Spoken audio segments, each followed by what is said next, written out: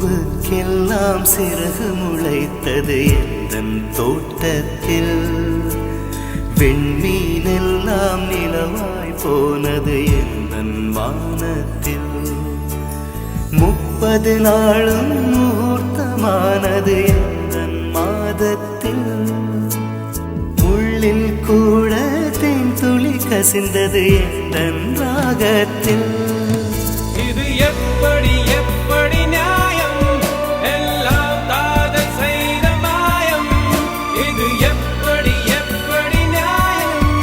எல்லாம் காதல் செய்த மாயம். பூவுக்கெல்லாம் சிறகு முளைத்தது எந்தன் தோட்டத்தில். வெண்மீனெல்லாம் நிலவாய் போனது